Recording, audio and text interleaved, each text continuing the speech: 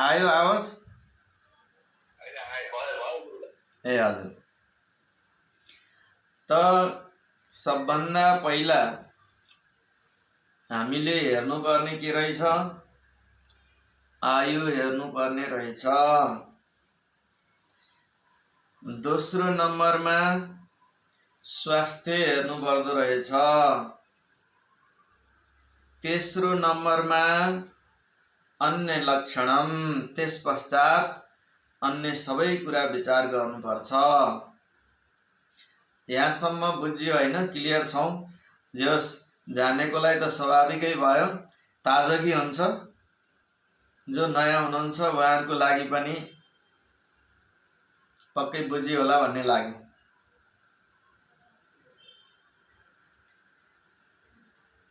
जन्मायुर्भोग कर्माधीनो भवति कर्माणि प्रारब्ध क्रियमाण सञ्चित भेदे त्रीणि। हाम्रा 3 प्रकारका कर्महरू छन्।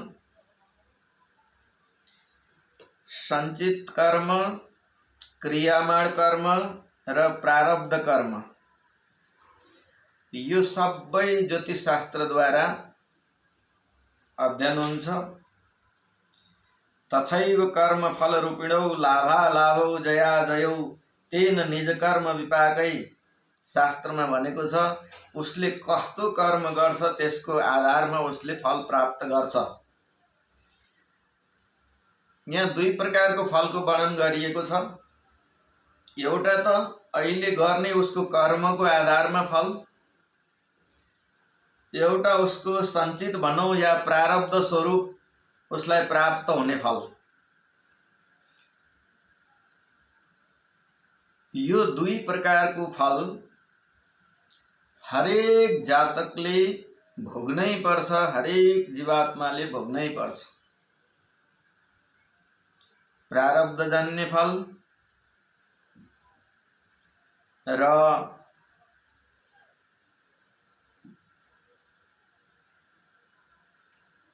कर्मानुरूप फल।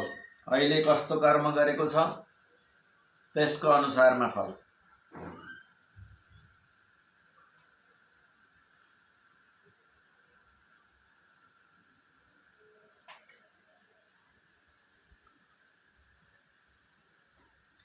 त कर्म अनुरूप प्राप्त हुने फल 5 प्रकारको मानिन्छ शास्त्र अनुसारले।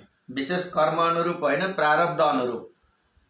उसको सञ्चित पाप पुण्यको आधारमा प्राप्त हुने 5 प्रकारको फल मानिन्छ। यहाँहरू सबैलाई, अधिकांशलाई कण्ठस्थ छ होला।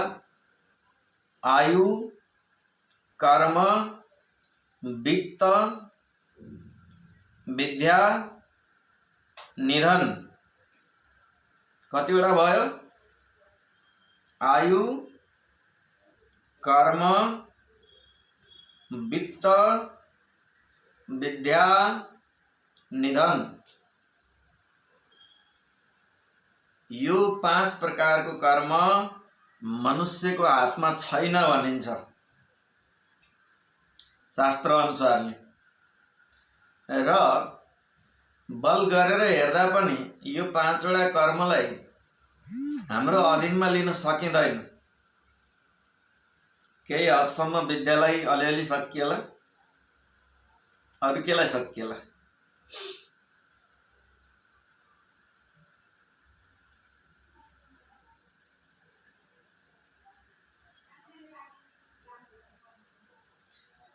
त शास्त्रमा श्लोकमा बताइएको छ कि आयुः कर्म च वित्तम च विद्या निधनमेव च। यो 5 वटा चीज मनुष्यको हातमा छैन। यो उसले जन्मदै गर्भस्थस्यैव देहिन, गर्भैबाट उसले यो लिएर आउँछ। अर्थात् पूर्व संस्कार अनुरूप उसले यी चीजहरू प्राप्त गरेको हुन्छ।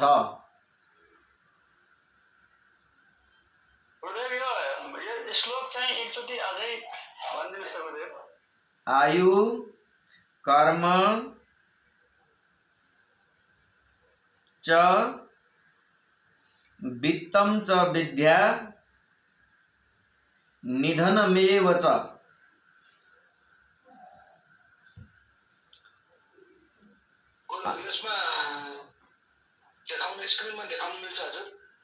देखाउन त मिल्दैन प्रभु।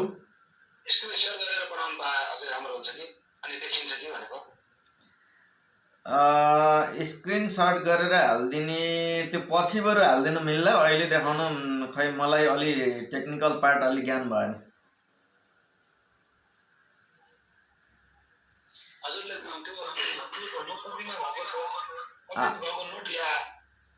किताब जे छ त्यसैलाई नै फोटो खिचेर अनि गर्न पनि मिल्छ होला, त्यति छ। मिल्छ। आयुः कर्म च वित्तं च विद्या निधनमेव च पञ्चैतान्यपि सृजन्ते गर्भस्थस्यैव देहिन। यो हजुरहरूलाई सम्भवतः भिडियो उपलब्ध हुन्छ, त्यति भएपछि समस्या हुँदैन।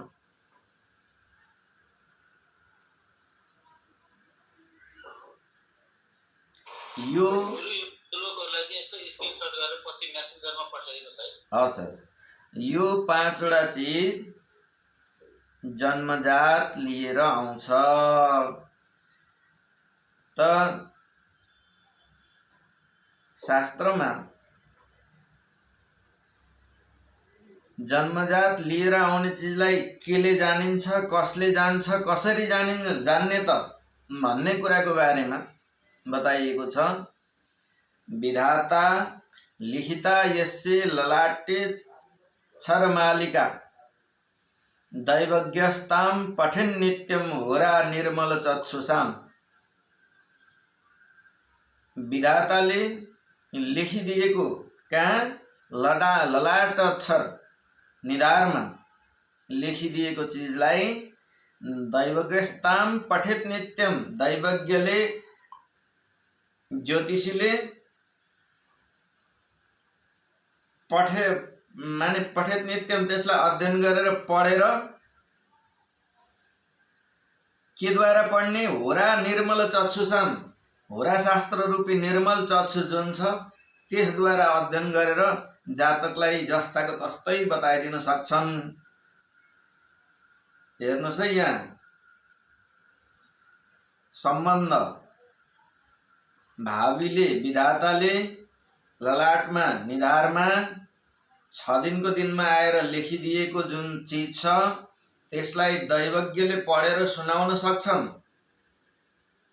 के द्वारा? होरा निर्मल चक्षुषाम, होरा रूपी निर्मल आँखाबाट, आँखाले त्यो चिजलाई देखेर दैवज्ञ ज्योतिषीहरूले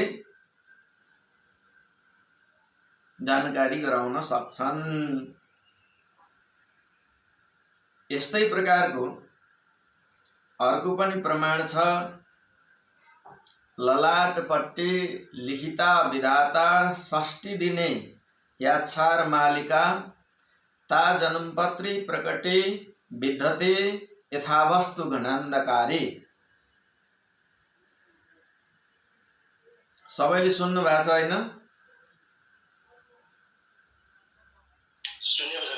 ल, ललाटपट्टि लिखिता विधाता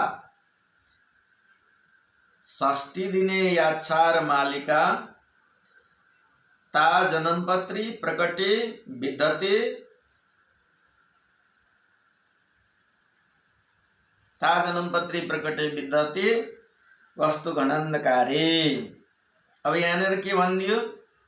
ललाटपट्टि निधारको पट्टीमा 6 दिने याच्छार मालिका 6 दिनको दिन विधाताले भावीले जुन लेखिदिएको हुन्छन् त्यसलाई जन्म कुण्डलीको माध्यमद्वारा दैवज्ञ ज्योतिषीहरूले बताउन सक्छन्। यदि जन्म पत्रिका भएन भने के हुन्छ? अन्धकारमा राखिएको सामान जुन हुन्छ त्यो सामान जातकको भविष्य हुन्छ। यो बताइयो। यहाँनिर कुनै पनि जातकको शुभाशुभ भविष्य जान्नको लागि निर्मल चक्षु अत्यन्त दिव्य शुद्ध आँखा कसलाई मानियो? होरा शास्त्रलाई। होरा निर्मल चक्षुसाम, होरा रूपी निर्मल चक्षुद्वारा कुनै पनि जातकको शुभाशुभ अध्ययन गर्न सकिन्छ।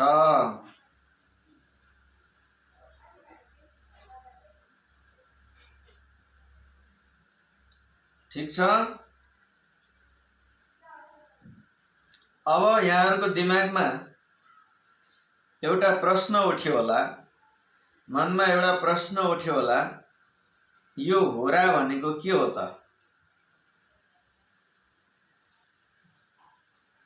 कसैको प्रश्न उठ्यो?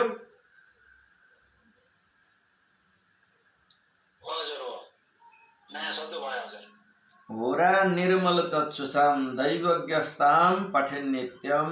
होरा रूपी निर्मल चक्षुद्वारा दैवज्ञहरूले भविष्यलाई पढ्दछन्, जान्दछन्।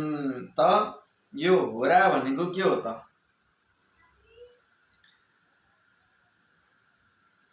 होरा शब्दको व्याख्या हामीले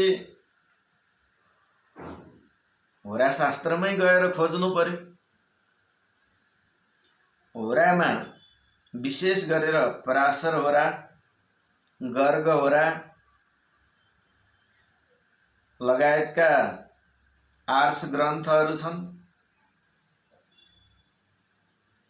त्यहीँ गएर हामीले प्रमाण खोज्दा होरा शब्दको अर्थ अहोरात्र्याद्यन्त लोपात् दूरेति प्रोच्यते बुधै तस्य हि ज्ञान मात्रेण जात कर्म फलम वदेत। होरा शास्त्रको ज्ञान नभएसम्म जात कर्म फलम वदेत, फलादेश गर्ने अधिकारी हुँदैन ऊ।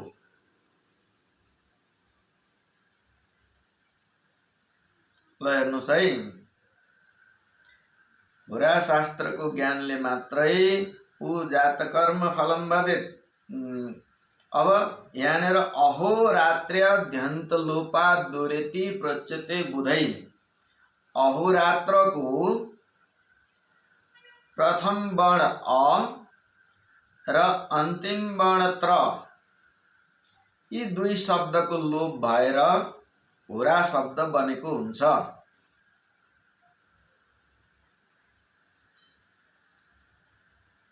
हरे कृष्ण गुरु सुन्नुभयो?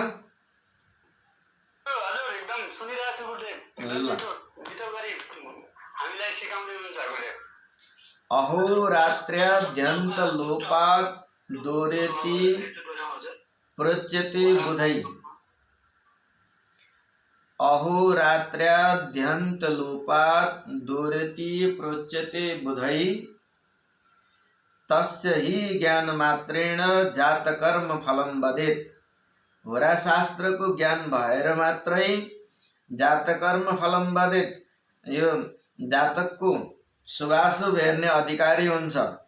अन्यथा ऊ होरा शास्त्रको ज्ञान बिना यो अधिकारी हुँदैन। यसको अर्थ बुझियो? अहोरात्र शब्दको प्रथम वर्ण अ र अन्तिम वर्ण त्र को लोप हुनाले होरा शब्द निष्पन्न हुन्छ, जसको ज्ञानले मात्र जातकको शुभ अशुभ फल जान्न सकिन्छ।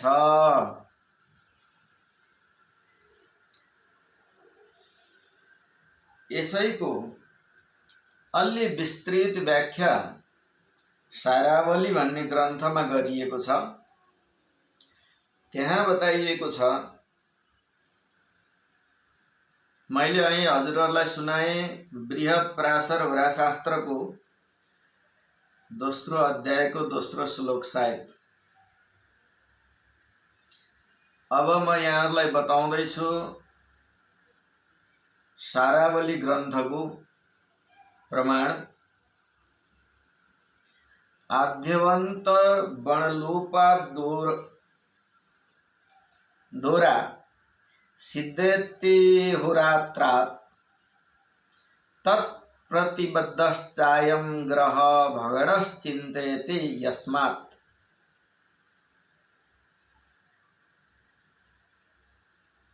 यसमा बताइएको छ कि होरा शास्त्र अर्थात् होरालाई काल शास्त्र पनि भनिन्छ। काल अर्थात् समय।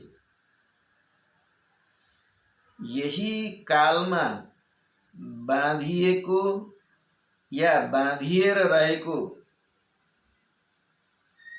ग्रह नक्षत्र र राशि चक्रको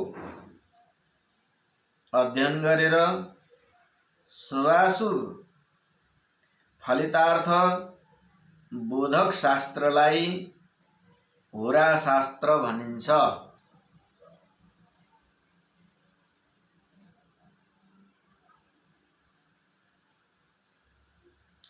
होरा शास्त्र केलाई भनिन्छ?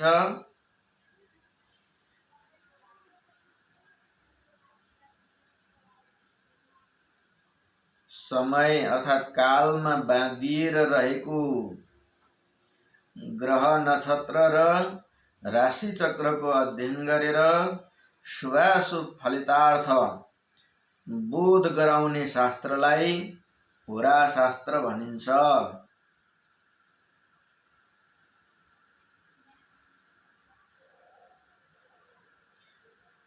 अर्को प्रमाण भेटिन्छ कलियुगका सबभन्दा ठुला आचार्य बराहमिहिर, जसलाई हामी ज्योतिष पितामह भन्छौं पराशरपछि। उहाँले पनि होरा शब्दको व्याख्या गर्नुभएको छ। आर्यत्य होरात्र विकल्पमेके वाञ्छन्ति पूर्वा परगण लोपात् कर्मार्जितं पूर्वभवे सदादि यत्तस्य पंक्ति समभिव्यनक्ति। बराहमिहिर आचार्यले आफ्नो ग्रन्थ बृहत जातकमा होरा शब्दको अर्थ के हो भन्ने विषयमा वर्णन गर्दै यो प्रमाण दिनुभएको छ। आर्यत्य होरात्र विकल्पमेके वाञ्छन्ति पूर्वा परगणलोपात् कर्मार्जितं पूर्वभवे सदादि यत्तस्य पंक्ति समभिव्यनक्ति। इस विषयमा यहाँ विकल्पमेके एके अर्थात् मुख्य रूपमा प्रसिद्ध मत अनुसार अहोरात्र शब्दको प्रथम वर्ण अ र अन्तिम वर्ण त्र को लोप भएर वा यी दुई वर्णलाई लोप मानेर शेष रहेको शब्द होरा हो। अर्थात् दिन रात वाचक अहोरात्र शब्दको अवयवभूत होरा शब्द हो। यही होराद्वारा पूर्व जन्ममा आर्जित राम्रो नराम्रो र मिश्रित कर्मफल आदि परिपाकको समय जान्न सकिन्छ। अर्थात् पूर्व जन्मको शुभाशुभ कर्मको फल कसरी जान्न सकिन्छ भन्दा यो होरा शास्त्रद्वारा हामीले जान्न सकिन्छ। पूर्व जन्ममा आर्जित राम्रो नराम्रो र मिश्रित कर्मफल आदि को परिपाक समय जान्नको लागि हामीलाई होरा शास्त्रको ज्ञान हुनु आवश्यक हुन्छ।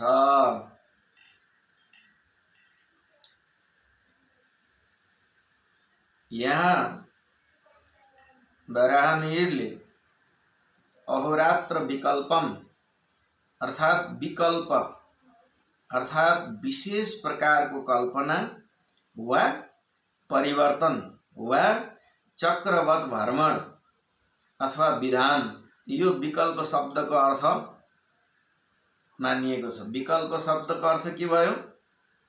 विशेष प्रकारको परिकल्पना वा चक्रवत परिभ्रमण वा कुनै नियममा अधीनमा विधानमा रहेर चल्ने, अनुशासित रूपमा चल्ने त्यस्तो प्रकारको परिभ्रमणलाई अहोरात्र विकल्पम भनेर शब्द प्रयोग गरिएको छ। यसको अर्थ हो अहोरात्र अर्थात् दिन रातको 24 घण्टा वा 60 घडीमा विशेष विधानपूर्वक वा नियम अनुसार भ्रमणयुक्त ज्ञायमान विशिष्ट काल कला अर्थात् प्रश्न समय वा जन्म समयको आधारमा शुभाशुभ विचार गर्न सकिने शास्त्रलाई होराशास्त्र भनिन्छ। अर्थात् होरा शब्दको अर्थ मैले यहाँहरूलाई जानकारी गराएँ।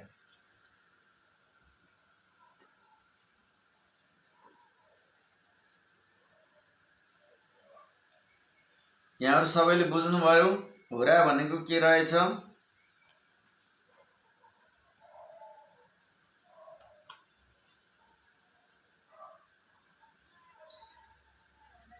फलादेश पढ्दा हामी होरा शास्त्रलाई, मैले योभन्दा अघिल्लो पटक हामी केही समय भेट भएका थियौँ कि फलादेशमा के हुन्छ भनेर एउटा सानो टपिक्स थियो।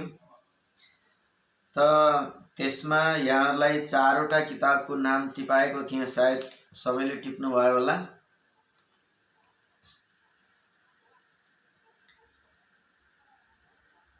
ती प्रमुख ग्रन्थको अलावा आफूलाई जे जति सम्भावना छन्, आवश्यक लाग्छ, सबै प्रमाणहरू जुटाएर म यहाँहरूलाई टक्र्याउने छु। नबुझेको कुरा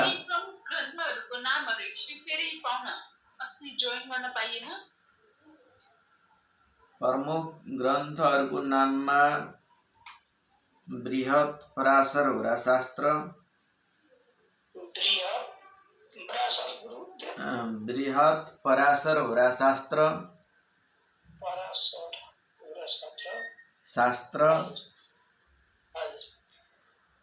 सारावली, फलदीपिका, हजुर, र जातक पारिजात, यी ग्रन्थहरू फलदीपिका,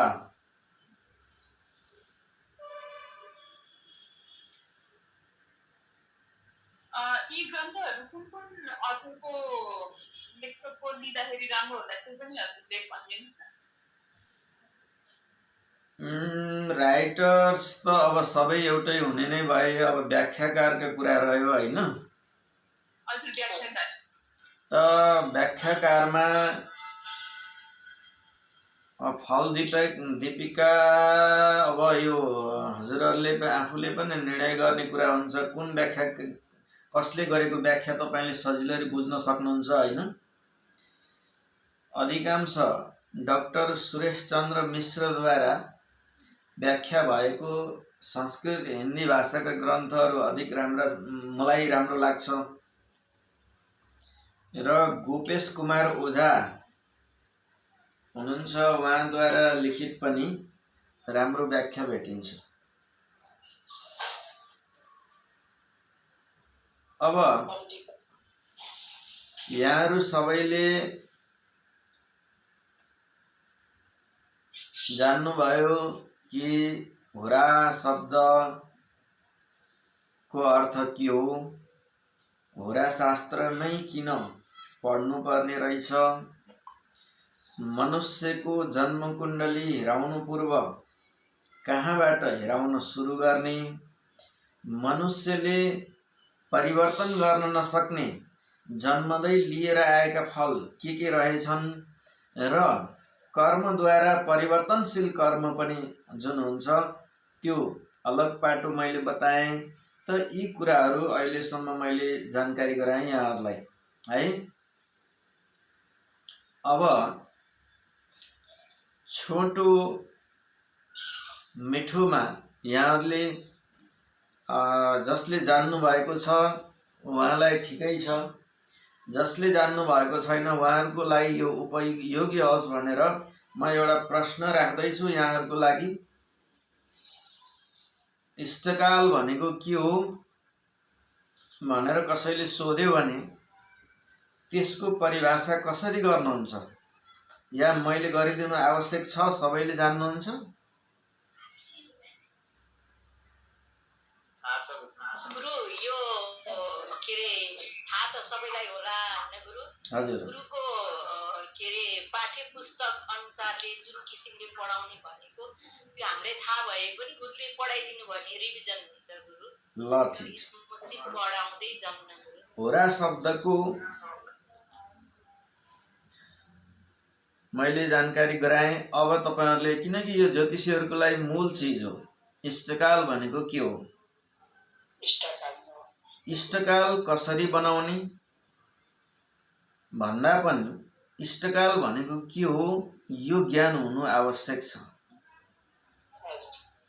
इष्टकालमा दुईवटा शब्द छन्, इष्ट प्लस काल। यहाँहरू संस्कृतको विद्वान हुनुहुन्छ होला, अब कतिपय आचार्यहरू हुनुहुन्छ।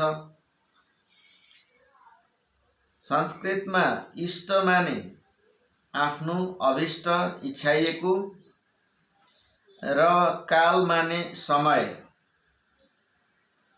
हो कि हैन? इष्ट माने आफ्नो र काल माने समय, अर्थात आफ्नो अभिष्ट काल या कुनै घटना घटित प्रथम समय जसलाई हामी इष्टकाल भन्छौं। इष्टकालको सोझो परिभाषा भनेको सबैले जानेको के हो, सूर्योदयदेखि जन्म समयसम्म भुक्त भएको अवधिलाई इष्टकाल भनिन्छ हो। सूर्योदयदेखि जन्म समयसम्म भुक्त भएको अवधिलाई इष्टकाल भनिन्छ। इष्टकाललाई ज्योतिषमा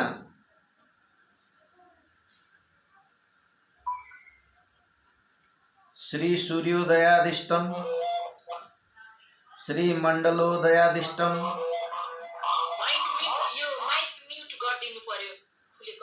ल खुलेकोहरूले माइकलाई म्युट गरिदिनु होला। श्री सूर्योदयादिष्टम, श्री मण्डलोदयादिष्टम, अर्कोदयादिष्टम आदि शब्दहरू प्रयोग गरिन्छ। इष्टकाललाई के भनिन्छ? श्री सूर्योदयादिष्टम, मण्डलोदयादिष्टम, अर्कोदयादिष्टम, यो एउटै अर्थ हो। अर्को हाम्रो सामान्य बोलीचालीको भाषामा इष्टकाललाई प्रातगत घटिका, दिनगत घटिका, रात्रिगत घटिका, रात्रिशेष घटिका आदि प्रकारले यसको सम्बोधन गरिन्छ र साधन गरिन्छ।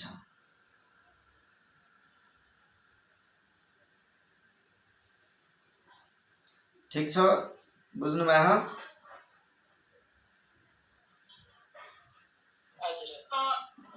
यो एकचोटि फेरि भनिदिनुस् न, यो इष्टकाल भनेको सूर्योदयदेखि इष्टकाल भनेको सूर्योदयदेखि जन्म समयसम्म भुक्त भएको अवधिलाई इष्टकाल भनिन्छ। जन्म समयसम्म।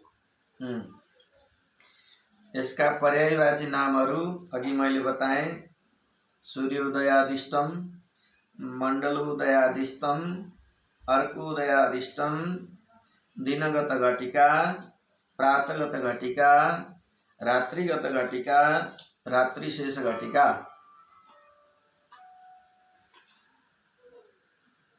यी यसका पर्यायवाची शब्दहरू हुन् लगभग। तर साधन गर्ने विधि भने चारै प्रकारको छ। यो रात्रिगत घटिका दिनगत घटिका र अर्को अर्को कुन चाहिँ भन्नुभयो? प्रातगत घटिका भन्ने एउटा, दिनगत घटिका भन्ने एउटा, रात्रिगत घटिका भन्ने एउटा, रात्रि शेष घटिका एउटा। हजुर, यो चार प्रकारले इष्टकाल साधन गरिन्छ, जसमा यी शब्दहरू प्रयोग भएको हामीले भेटिन्छ। वैदिक ज्योतिषमा इष्टकालको ठुलो महत्त्व छ है प्रभु। इष्टकाल बिना त हाम्रो कुनै पनि चिज सिद्ध हुन सक्दैन। यो त मैले हजुरहरूलाई भन्नै पर्दैन। बिना इष्ट शुद्ध भए, इष्टकाल शुद्ध नभइकन कुनै पनि चिजहरू शुद्ध हुन सक्दैन। अझै भोलि वर्ग कुण्डलीहरूमा त इष्टकालको यति ठुलो महत्त्व हुन्छ कि केही सेकेन्डको 10-20 सेकेन्डले वर्ग कुण्डलीमा चेन्ज भएको तपाईँले पाउनुहुन्छ। त्यसो भएको हुनाले इष्टकालको अत्यन्त ठुलो महत्त्व छ। जन्म कुण्डलीको सम्पूर्ण गणित इष्टकालमा नै आधारित हुने भएकोले पनि यसलाई हामीले सबभन्दा शुद्ध गर्नु आवश्यक छ। इष्टकालको गणनामा जति सूक्ष्म र शुद्ध गरिएको छ त्यति नै जन्मपत्रिका शुद्ध हुन्छ। जति जन्मपत्रिका शुद्ध हुन्छ त्यति नै फलादेशमा पनि शुद्धता आउँछ। यसमा कुनै सन्देह छैन। इष्टकाललाई इष्टकाललाई शुद्ध बनाउनको लागि सर्वप्रथम अक्षांश देशान्तरको जानकारी, भूमध्य रेखाको ज्ञान, मानक समय, देशान्तर बेलान्तर संस्कार इत्यादि, किरण वक्रीभवन संस्कार इत्यादि, युद्ध समय, ग्रीष्म समय आदिको सूक्ष्म ज्ञान हुनु आवश्यक हुन्छ। यो अहिले हामी त्यतातिर लागिँदैन, किनकि हामी विषयवस्तुबाट भड्किनु पनि भएन।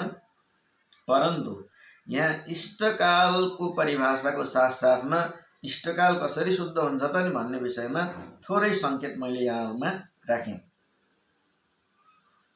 त यस प्रकारले हामीले होराशास्त्रलाई पनि शुद्ध रूपमा प्रयोग गर्नको लागि इष्टकाल वास्तविक हुनु आवश्यक पर्छ। वास्तविक इष्टकाल बिना हामीले होराशास्त्रलाई पनि सही ढङ्गले उपयोग गर्न सक्दैनौँ।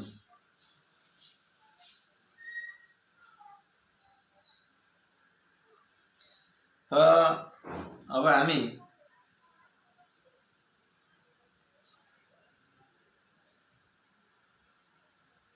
फलादेशको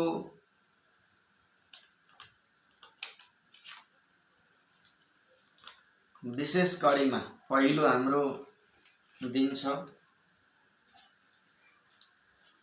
आज सामान्यतय परिचयात्मक रूपमा फलादेशको मैले यहाँहरूलाई जानकारी गराएँ। अब पराशर ऋषिले, गर्ग ऋषिले, भृगु ऋषिले फलादेशमा जुन एउटा चमत्कारी निर्णय लेख्नु भएको छ, प्रमाणहरू दिनुभएको छ, आधारहरू दिनुभएको छ, त्यसको आधारमा हामी अगाडि बढ्नेछौँ। सबैजनालाई 12वटा भाव छन्, 12वटा राशि छन्, 9वटा ग्रह छन्। यो त सामान्य कुरा भयो, तर यसभित्र रहस्यहरू गम्भीर छन्। त्यसमा मैले आफ्नो बलबुद्धिले भ्याएसम्म यहाँहरूलाई जानकारी गराउने छु र यति जानकारी गराउने छु कि यहाँहरूलाई पनि लाग्नेछ कि हामीले केही पायौँ भन्ने चाहिँ अवश्य लाग्नेछ। र शास्त्रमा राशि प्रविद्याध्यायमा के भनिएको छ भने यदि व्यक्तात्मको विष्णु कालरूपो जनार्दन तस्यांगानि निबोधम त्वम कर्मादि मेषादि राशय। भगवानको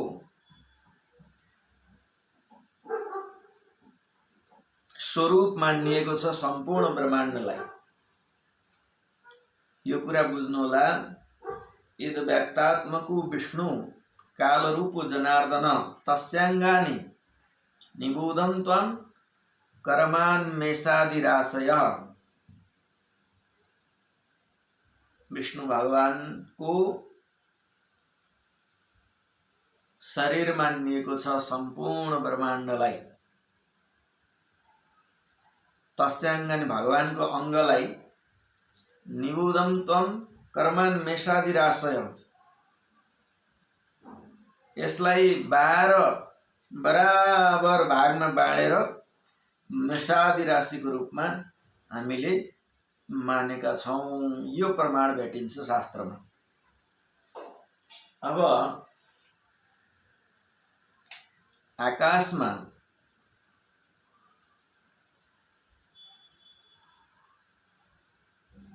कहिल्यै पनि क्षय नहुने ताराहरूको समूहलाई नक्षत्र भनिन्छ। यो यहाँहरूलाई ज्ञान छैन। नक्षत्रको परिभाषा के हो भनेर कसैले सोध्यो भने खगोलमा स्थित हजुर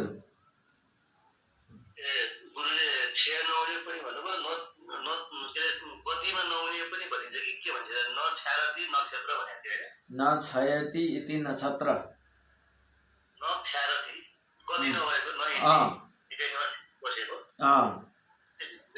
तर त्यहाँ गति नभएको भन्नुको अर्थ चाहिँ गति नभएको चाहिँ होइन, एउटै रिङमा रहने भन्न खोजेको हो कि एउटै स्थानमा।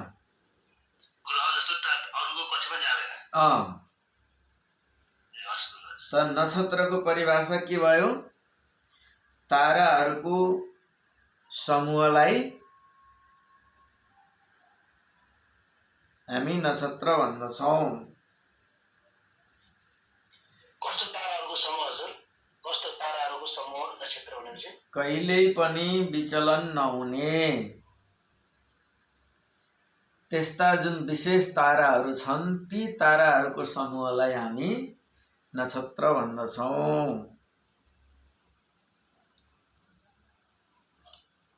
आफ्नो स्थानबाट च्युति नहुने।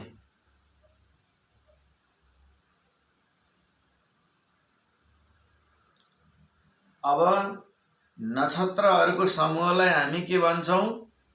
राशि, रासः वा राशि, थुप्रो। म यसको बारेमा विशेष भोलि प्रारम्भमा अलि डिटेलमा हजुरलाई जानकारी गराउँला। तर सामान्यतया के हो, सम्पूर्ण ब्रह्माण्डलाई भगवानको शरीर मानेको छ। त्यसलाई बराबर रूपमा विभाजन गरेर मेषादि राशिहरू मानिएको छ र मेषादि राशिहरू त्यस्ता स्थिर विचलित नहुने नक्षत्रहरूको समूहलाई, ताराहरूको समूहलाई नक्षत्र भनिन्छ र त्यस्ता नक्षत्रहरूको समूहलाई राशि भनिन्छ। राशि के छन् त्यो मैले हजुरहरूलाई जानकारी गराइराख्नु पर्दैन। श्लोक सबैलाई कण्ठ होला। मेषो वृषश्च मिथुनः कर्क सिंह कुमारिका तुलाली धनुषु नक्र कुम्भ मीनास्ततः परम। यो श्लोक छ, यहाँहरू सबैलाई कण्ठ होला है।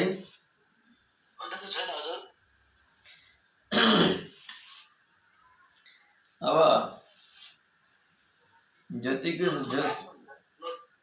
ज्योतिषीको सामान्य कहिलेकाहीँ बाधा आउँछ, योगिनी कता छन्, लौ भन् त 12 राशिको श्लोक सुना त भनेर। र त्यस्तो परिस्थितिमा यो जान्नु चाहिँ आवश्यक छ।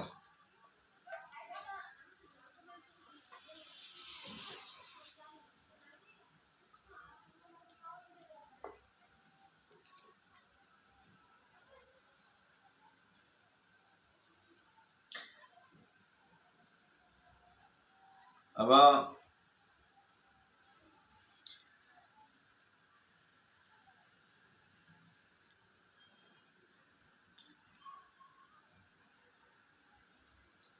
भोलि हामी आजलाई क्लास यति नै गर्छौं। भोलि यसको विशेष डिटेलमा अगाडि बढाउँछौं। आज हामीले पढ्ने भन्दा पनि सामान्य प्रवेश कहाँबाट गर्ने भन्ने कुरा जान्यौं।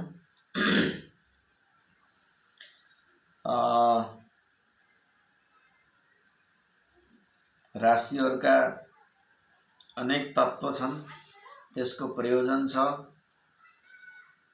र त्यसको बारेमा भोलि म यहाँलाई डिटेलमा जानकारी गराउँछु। अनि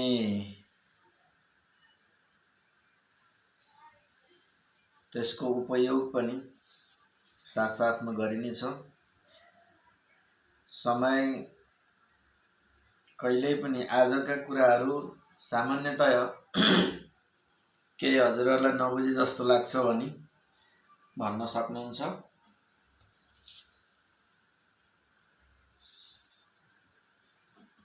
गुरु यो हाम्रो क्लास चाहिँ कति मिनेट हो कि घण्टा हो कि कति के हो त गुरु?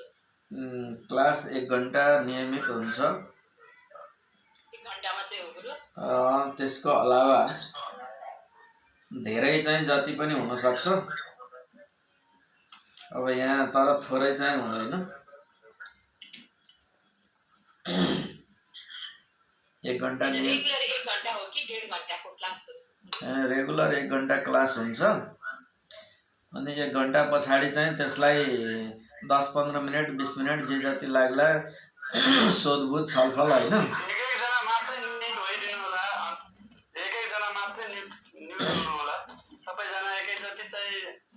भइसकेपछि आवाज सुन्नमा आउँदैन।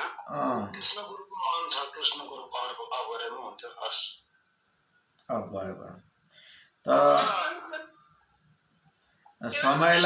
समयलाई कुनै भन्नुभयो र होरा भन्नुभयो, के अहोरात्र र होरा भनेको एउटै हो त? अहोरात्र र होरा भनेको एउटै होइन, उस्तै हो। अहोरात्रको प्रथम वर्ण अ र अन्तिम वर्ण त्रलाई लोप मानेर यसलाई होरा मानिन्छ। किन भन्दा 24 घण्टा भित्रमा हुने सबै प्रकारको शुभाशुभ घटना अघटित या घटित सबै घटनाको जानकारी गराउने शास्त्र भएको हुनाले यसलाई होरा शास्त्र भनिन्छ।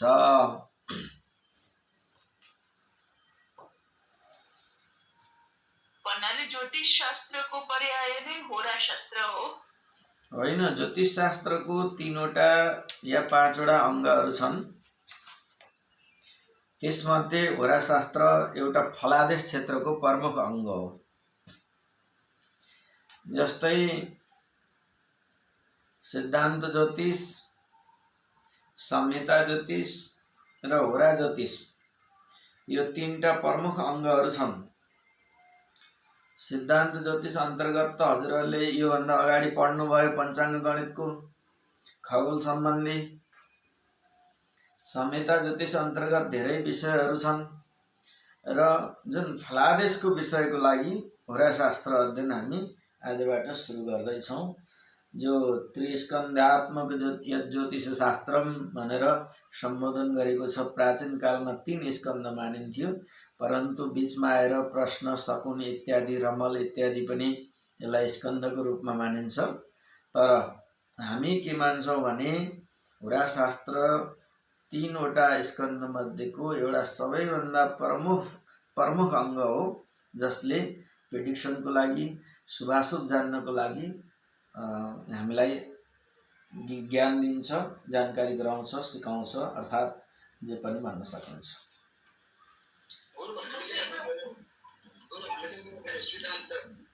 ज्योतिष भयो, होरा ज्योतिष र संहिता ज्योतिषमा अब हामी यो 45 दिनको क्लासमा होरा सिद्धान्त होरा शास्त्र पढ्ने भयौँ। हामी होरा शास्त्रलाई हामीले अहिले पढ्दैछौँ। हजुरले योभन्दा अगाडि यो पञ्चाङ्ग गणनाको क्लास लिनुभयो नि, होइन? पञ्चाङ्ग गणना लिनुभयो त्यो के भयो तपाईँको सिद्धान्त ज्योतिष अध्ययन गर्नुभयो तपाईँले है।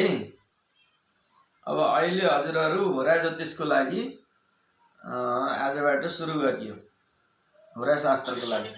संहिता छुट्टै भयो हजुर त्यो संहिता अलग विषय हो। यसबारे के हुन्छ संहिताले के देखाउँछ के पर्छ त्यसमा संहितामा तपाईँलाई मौसमको बारेमा कसरी हेर्ने, राष्ट्रको भविष्यवाणी कसरी गर्ने, अन्तर्राष्ट्रिय भविष्यवाणी कसरी गर्ने, अब वास्तुको विषयमा डिटेलमा संहितामा पाइन्छ। जस्तै नर्मली तपाईँ मान्नु न एउटा घरमा कुकुर पाल्न मन लाग्यो भने कस्तो कुकुर पाल्दा राम्रो हुन्छ, कति नङ्गरा भएको, कान भएको, कस्तो कान भएको, कस्तो पुच्छर भएको कुकुर घरमा पाल्ने, हात्ती पाल्नु भयो भने कस्तो पाल्ने होइन। मौसम सम्बन्धी, कृषि सम्बन्धी सबै कुराहरू डिटेलमा जानकारी संहिता ज्योतिष अन्तर्गत पाउनुहुन्छ। भनेपछि यो वरा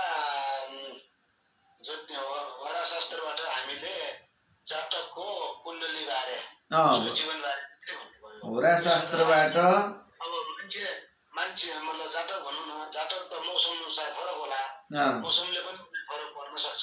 र कुन राष्ट्रमा बसेको छ, हिन्दू राष्ट्रमा बसेको छ या कुनै राष्ट्र या जाडो ठाउँमा गर्मी ठाउँमा कुन राष्ट्रमा बसेछ त्यसलाई पनि त उसको जीवनमा फरक पर्छ। भनेपछि यो होरा शास्त्र के हामी हिन्दूहरूलाई मात्र मिल्ने हो कि संसारमा जहाँ जन्मेका मानवलाई पनि मिल्छ हजुर? संसारको जुनसुकै जात, जुनसुकै धर्म, जुनसुकै स्थानमा जन्मिएको जातकहरूलाई यो मिल्छ, त्यसमा कुनै दुविधा छैन। मात्रै जन्म समय, जन्म कुण्डली उसको शुद्ध हुनु पर्यो।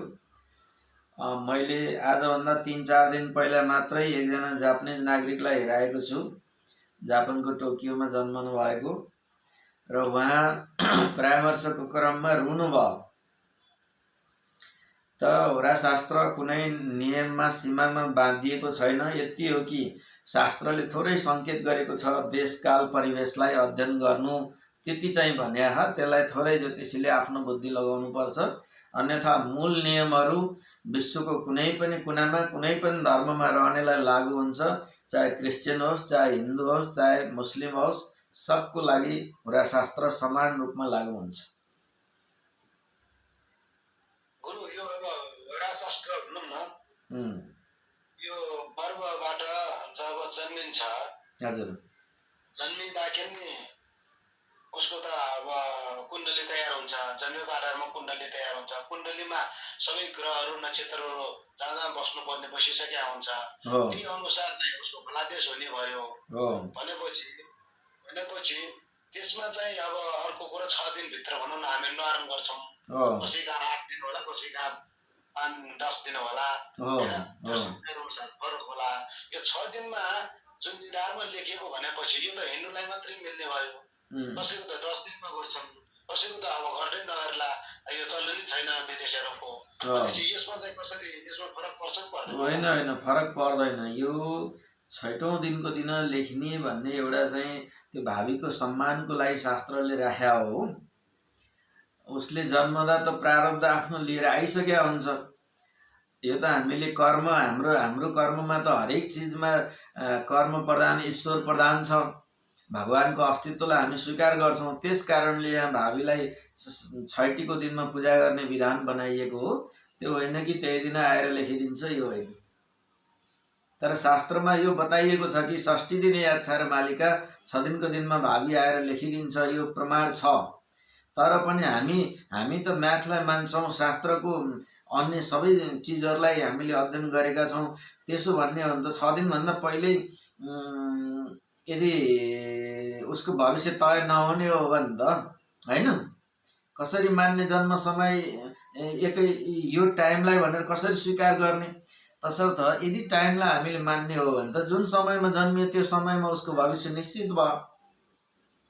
तर यहाँ हामी भगवानलाई धन्यवाद गर्नको लागि, भगवानलाई एउटा हामी मान्ने सनातनी भएको हुनाले हामी 6 दिनको दिनमा भावीको भगवानको विशेष पूजा गर्छौँ, ताकि हाम्रो बच्चाको राम्रो कल्याण होस्, राम्रो भविष्य लेखिदिनु भनेर भविष्य त लेखेरै आएको छ। गुरुजी राधेश्याम। हजुर राधेश्याम। हजुर म बनारसबाट बोल्दैछु अहिले। हजुर हाम्रो गोविन्द गुरुको माध्यमबाट म यहाँ जोइन भएको अहिले चाहिँ। ए हजुर हजुर। मैले ज्योतिष मेरो विषय त थियो होइन, मेरो व्याकरण थियो। भर्खरै जोइन हुनुभयो कि क्लास पुरै सुन्नुभयो कि भर्खर जोइन हुनुभयो? होइन, क्लास पुरै सुनेको हो। हजुरसँग थोरै चर्चा गरेर यो क्लासमा जोइन हुनु पर्यो भन्ने मैले विचार गरेर गोविन्द गुरुले आज एक दिन जोइन हुनु अनि त्यसपछि अनि जोइन हुँदा हुन्छ नि भोलि पर्सिदेखि भन्दै हुनुहुन्थ्यो। हजुर हजुर। अनि यहाँ मलाई सोध्न हजुरलाई मन लागेर मैले थोरै गर्न आँटेको।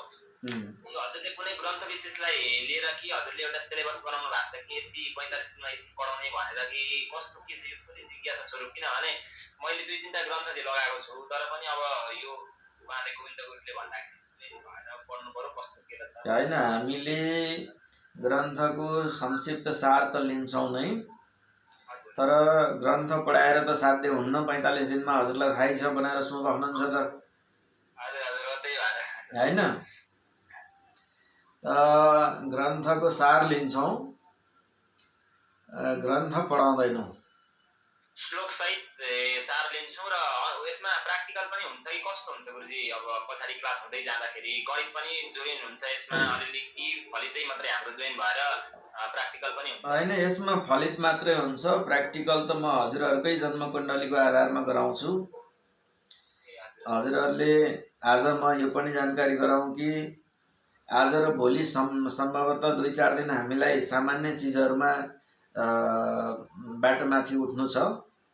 त्यस पश्चात हरेक व्यक्तिले आफ्नो जन्मकुण्डली सफा पेपरमा, अलि बाक्लो पेपरमा सुरक्षित ढङ्गले आफ्नो जन्म लग्न, चन्द्र लग्न अनि नवांश कुण्डली, जन्मदशा, वर्तमान चल्ददशा, महादशा, अन्तर्दशा, प्रत्यान्तर दशासम्म सबैले एकदम एक्युरेट नोट गरेर राख्नु होला, ताकि हरेकको जन्मकुण्डलीमा के चिजहरू छन्। किनकि मैले फलानुलाई यो भने फलानुलाई यो भने भन्ने कुरा हुन्न। मैले एउटा रुल्स बताएको हुन्छु, त्यो रुल्सलाई तपाईँले त्यहाँ लागू गर्नुहुन्छ। त्यो जस्ताको तस्तै घटित भयो कि भएन तत्काल तपाईँले रिजल्ट दिनुहुन्छ। त्यो हिसाबले पढ्नेछौँ। गुरु अब यो चाहिँ जस्तै कुण्डलीको कुरा गर्नु पर्दाखेरि इष्टकाल एकदमै मिल्नु पर्ने भयो, शुद्ध हुनु पर्यो, प्रष्ट हुनु पर्यो, त्यस अनुसार फलित हुने भन्नुभएको छ। त्यो त प्रष्टै भयो। अब इष्टकाल भनेपछि जन्मेको अघि भन्नुभयो जस्तै सूर्योदय भएर कति समयपछि जन्मेको भन्ने कुरा पनि बुझियो।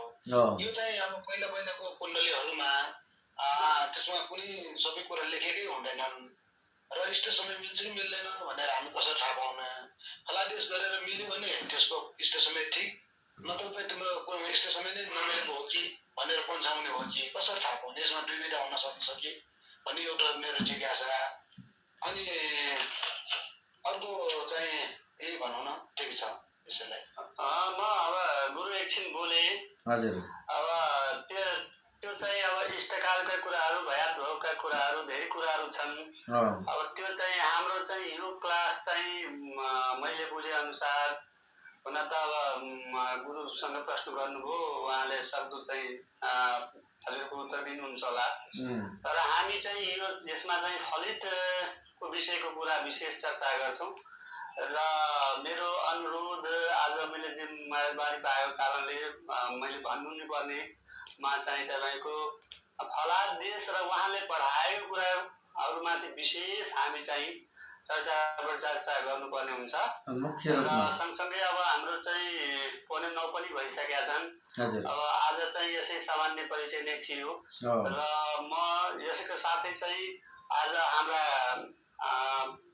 गुरुहरू जुन उपस्थित हुनु भएको छ उहाँहरूलाई चाहिँ सामान्य रूपले चाहिँ आफ्नो परिचय र यो आजको क्लासको चाहिँ यसो चाहिँ कस्तो भयो के भयो भन्ने कुरा चाहिँ भनिदिनु हुन पनि म अनुरोध गर्दछु।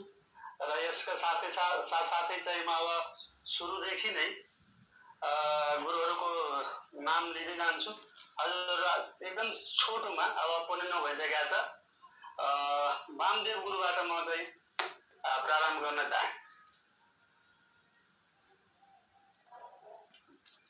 नमस्कार गुरु। हजुर नमस्कार। मेरो नाम बानदेव भयो गुरु। हजुर यसभन्दा अगाडि पनि गुरुको दर्शन पाएको थिएँ। हजुर हजुर। र आजबाट हामीले सुरु गर्ने भन्ने त्यो समय पनि हामीले छलफल गऱ्यौँ के कसरी जाने भन्ने। आज एकदम हामीले सोचे अनुसारकै भएको छ अहिलेसम्म। र यसमा अझ म जोड के दिन्छु भने यहाँ हाम्रो झा गुरु जस्तै अरू गणेश गुरुहरू अरू यस्ता धेरै गुरुहरू यसमा धेरै समय प्र्याक्टिस गर्नुभएको छ। उहाँहरूलाई आगरेसी अलङ्कार बुझ्नुहुन्छ सबैकोलाई उहाँहरूलाई धेरै होला। र उहाँहरूलाई जस्तो अहिले भन्नुभयो हजुरले स्थिर र खगोल के को भनेर भनियो नि त्यो नक्षत्रको। अब हामीलाई थाहै छैन। गुरुले होइन स्थिर भनेको के हो गुरु भनेर प्रश्न गरिहाल्नु भयो किन उहाँलाई त थाहा छ नक्षत्र स्थिर भनेको हो कि के हो भनेर उहाँले प्रश्न गर्नुभयो। सबैको हुनाले उहाँहरूले त थाहा छ। अब हामीलाई व्याख्या बढी श्लोक भन्दा नि व्याख्या गरेको कुरा बढी मात्रामा हामीलाई नेपालीमा बताइदिनु भयो भने एकदम राम्रो हुन्छ। र आजको क्लास जस्तै गरेर हामी अगाडि बढ्यौँ भने धेरै राम्रो। र अझ अहिले तारा म्यामले भने नि हजुरले सर्व आधा घन्टा 45 मिनट जति क्लास सर्व यसरी पढाउने अनि पछि लो प्रश्न अहिलेको जस्तै प्रश्न गर्ने अनि भोलि पढाउँदा पहिला हिजो आज पढाएको कि यहाँ फला देशको आज हजुरले आयु भिकीबाट लिएर अन्तिममा गएर राशिसम्म टुङ्ग्याउनु भयो। आयु चाहिन्छ स्वास्थ्य चाहिन्छदेखि अन्तिममा गएर राशि है सर्व एकपल्ट 15 मिनट सर्व चाहिँ रिपिट गरिदिने अनि पछि क्लास अगाडि बढाइदिए बक्सियोस्। बिचमा चाहिँ अनि आधा घन्टा 45 मिनट लो प्रश्न अनि यसरी दिए बक्सियोस् भने पक्कै पनि फलदायक हुन्छ जस्तो लाग्यो। एकदम एकदम नमन गर्छु यसरी मिल्छ भने अब ब्ल्याकबोर्ड भएन अरू त्यहीबाट देखाउनुहोस् अझ राम्रो हुन्थ्यो। भइदिएवास अझ राम्रो गरिदिन्छ। झा गुरु एकदम आजको स्थानमा म धन्यवाद। हस् गुरुले धन्यवाद। अब यसै क्रममा चाहिँ मैले चाहिँ विशाल बाबु अधिकारी गुरुलाई आफ्नो सानो परिचय राख्दै आजको चाहिँ क्लासको चाहिँ यसो के कस्तो भयो भनेर भनिदिनु हुन अनुरोध गर्दछु। गुरु नमस्कार। मेरो नाम विशाल बाबु अधिकारी। हजुर म चाहिँ एकदम फ्रेस हुँ अनि गुरु। आज भने अनुसार अब अलिअलि त बुझ्यो गुरु होइन। अब फ्रेसमै अब एकैचोटि सबै कुरा ब्याकफुट बुझिहाल्ने हुँदैन। धेरै नै यही तरिकाले गयो भने भोलि केही गर्न सकिन्छ भने जस्तो चाहिँ लाग्यो। यसरी नै राम्रोसँग बुझाउँदै जानु भयो भने अघि वामदेव गुरुले भने चाहिँ अब श्लोक त अब हामी अब म चाहिँ अब संस्कृतको विद्यार्थी नभएको कारणले गर्दाखेरि मलाई श्लोक चाहिँ अलिकति गाह्रो पर्छ। श्लोकहरू भन्दाखेरि अब बुझ्न त बुझिन्छ तर त्यसको भाव चाहिँ के हो भन्ने कुरा चाहिँ भाव चाहिँ बुझ्न सकिन्न। त्यो कारणले गर्दाखेरि वामदेव गुरुले भने चाहिँ नेपालीमा उच्च गरिदिनु भयो भने चाहिँ हामीलाई भोलि पनि सजिलो हुन्छ भन्ने मेरो चाहिँ कुरा। अनि त्यसपछि कुरो एउटा मलाई सोध्न मन लागेको कुरा हाम्रो शनिबार चाहिँ पढाइ हुन्छ भनेर। शनिबार बन्द हुन्छ। त्यो चाहिँ अब हामी शनिबार चाहिँ हाम्रो विशेष कार्यक्रमहरू पनि हामी गर्छौँ। अब त्यो चाहिँ हामी पछि हजुरलाई जानकारी दिनेछौँ। अब औपचारिक रूपमा त हाम्रो चाहिँ शनिबार चाहिँ छुट्टी नै हुने गराएको औपचारिक रूपमा त्यसो भए पनि जस्तो लाग्छ। अब त्यसमा चाहिँ हामी विशिष्ट गुरुहरूलाई ल्याएर विभिन्न कुराहरूको र विशेष गरी फलित ज्योतिषको चाहिँ कुराहरूको विमर्श हामी गर्नेछौँ शनिबारका दिन। हुन्छ गुरु। हस् गुरु। हस् धन्यवाद। हस् धन्यवाद। हस् हस् उहाँलाई धन्यवाद छ। अब म चाहिँ यसै क्रममा चाहिँ हाम्रा गुरु चाहिँ देवेन्द्र भण्डारी गुरुलाई आफ्नो छोटो परिचय र आजको क्लासको विषयमा भनिदिनु अनुरोध गर्दछु। राधेश्याम गुरुबार सम्पूर्ण जति पनि उपस्थित हुनुहुन्छ सम्पूर्णलाई मेरो म अहिले मेरो नाम देवेन्द्र भण्डारी। म झापाबाट हो। अहिले विषय व्याकरण जिज्ञासा भएकाले गर्दा मैले अलि आवाज प्रष्ट आएन।